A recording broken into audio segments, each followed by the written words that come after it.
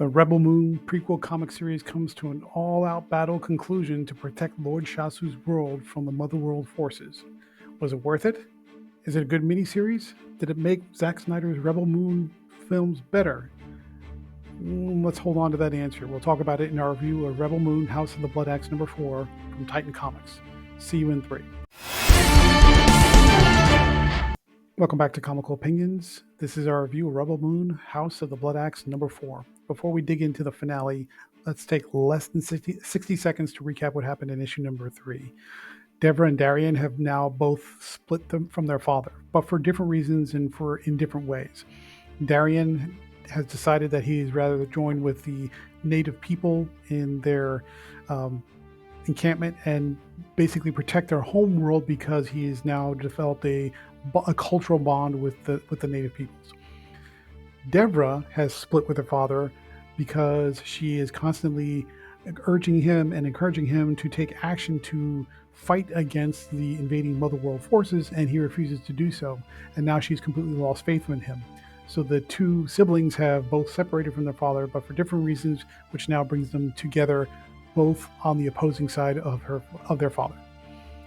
That brings us to issue number 4, which is the finale of the miniseries. We begin with Lord Shasu sort of having a vision or a moment of clarity where he's taken by the hand of his departed wife, and he remembers the things that made his world, Shasu, special. Remembers when his children were growing up, the beauty of the land, the beauty of the people, and through all of that remembrance, he now has this moment of clarity that says, I am Lord Shasu, my role is to protect my world, and therefore I will fight. It took him the entire miniseries to kind of come to that conclusion, but now he's there.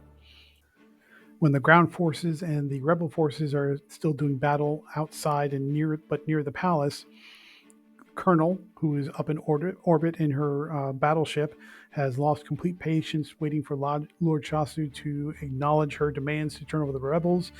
And she says, forget it, just bomb the whole area, turn it to glass, wipe out everybody, and we'll be done with it. So she launches a bombardment from orbit, blowing up everybody, the rebel forces and her ground troops all at the same time. Recognizing that nobody's getting out of this alive, the whole scene turns into chaos. There is no organization, there's no battle plans. Everybody is just either running or killing on their way out.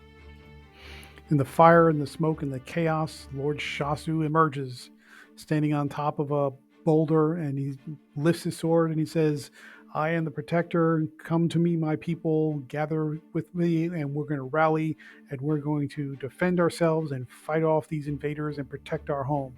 And nobody listens to him. All the fighting keeps just going, and everybody's just sort of ignoring him and like, whoever that guy is, forget him. We're either killing or we're fighting. We're doing all those things down here.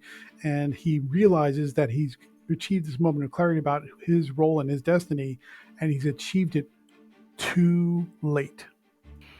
Defeated and hopeless and despondent, Lord Shasu just walks down off this pedestal and through the battlefield. Nobody bothers to strike him.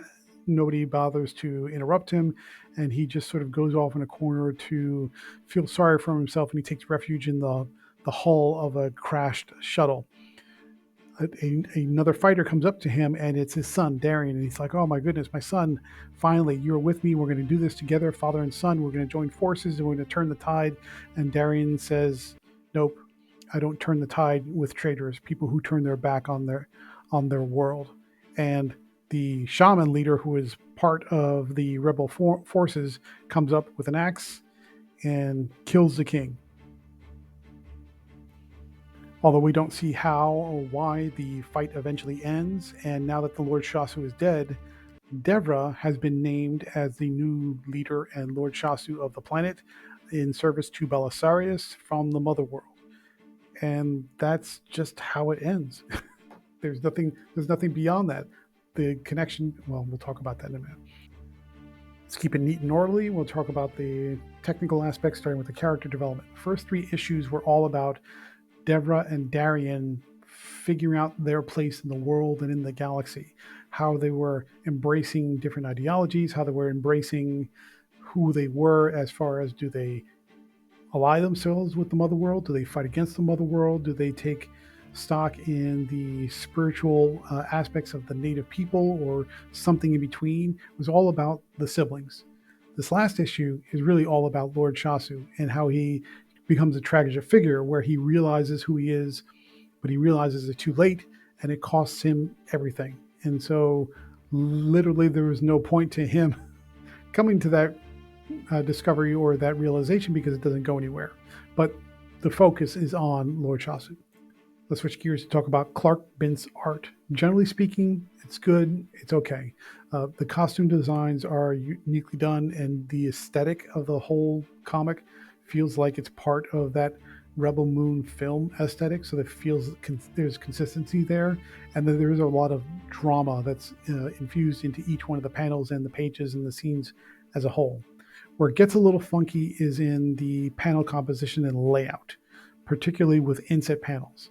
There are several pages where the layouts are done in different ways, and it frequently lose track of which panel are you supposed to read in which order. You have the main panel and then smaller panels in the corners or on the side, and it's like, well, wait a minute, which one do I read next? And how does that story flow? And you have to backtrack and figure it out a couple times. So that's unfortunate. And Bent's art is, the drawing's okay, but the way the panels are assembled is confusing. Let's move over to pacing and structure, where we've unfortunately got a lot to talk about. The pacing is good. All right. Visaggio's script keeps the story moving at a steady clip. The scenes transition well. The transitions are smooth. So from that aspect, you're fine. When it comes to the structure, the bones of the story are there. You kind of see what they're doing. If you follow the basic structure and just kind of pick out the major plot points, you sort of get it. There are a few areas, though, where the issue falls short. The first one I'm going to pick on is the dialogue. The dialogue is not, I would say terrible is not the right word. I'm sure, not even sure there is a word for it. There's a lot of use of native tongue language. I'm not talking about, people talking in accents. I'm talking about a foreign language that was made up specifically for the story. Sometimes it's translated, sometimes it's not. It's got accents and symbols and all kinds of things going on that in most cases make it unpronounceable. So you're trying to read this story and follow what people are saying, and then half the book is in this native language that is completely made up, that there is no translation for, and you don't even know what they're talking about, and that happens repeatedly. So you got little references here and there where they're making little comments at each other or posing questions to each other, or they're making reference to something in a language that you don't understand. And sometimes you kind of get the impression of what they're trying to say through the actions in the art, but that's not always the case, and it's not great. The second piece of it is Snyder and Visaggio, because I'm assuming they came up with the story together, have this really nasty habit of giving everyone multiple names, multiple titles, multiple nicknames, multiple references. So you'll have one character, they'll have an English name, they'll have a native language name, they'll have a title, they'll have a nickname they're referred to by their elders, and then a nickname they're referred to by their children. So in any given, so from one character progressing from one scene to the next, or from one page to the next, will be referred to 3, 4, 5 different times. And it's ridiculously confusing. It's very consistent. And honestly, it was silly. It's silly. So for future readers, whoever picked up on this review, pick a name and just stick with it. If you want to have a title as a reference for some particular scene, fine. But for the majority of the comic, they just pick a name and stick with it. It looks like an effort to be fancy, and it backfires spectacularly, both in the dialogue and in the way the characters are referenced. Thematically, there's really not much to say here. This is a tragedy. It's a tragedy of choices. When a choice is made too early, sometimes there are unintended consequences, like with Darian when he decides to just sort of throw in his lot with the rebels, and that creates all kinds of drama and headaches. Or choice made too late, in the terms of Lord Shasu, when he realizes who he was supposed to be and what he was supposed to do, and when he comes to that realization, it's much too late to do anything about it. So this is about the tragedy of choices that are made at the wrong time. And that leads us to the bigger picture. If we think about where this sits in the context of the Rebel Moon films, and also that winds up, oddly enough, winds up being a down point. The series acts as a prequel to the Rebel Moon films. It tells the story of Devra and Darian, who are the rebel leaders that come to ally with the characters that you see in the film to fight the big battle. Okay, at least in the first film, anyway. Darien dies at the first film. Sorry for spoiling it, but you got to know. The problem is the ending of this comic just puts Deborah on the throne, and Darien is still up in the mountains with the rebel forces. They don't come together in this series. They don't start leading a massive rebel force that takes charge and tries to commit acts of sabotage and terrorism against the Motherworld. The connection between this miniseries and the films is incomplete. You don't see how they bridge from one to the other. But that should be the whole point of the prequel. The whole point of the prequel is to tell you how they got from A to B.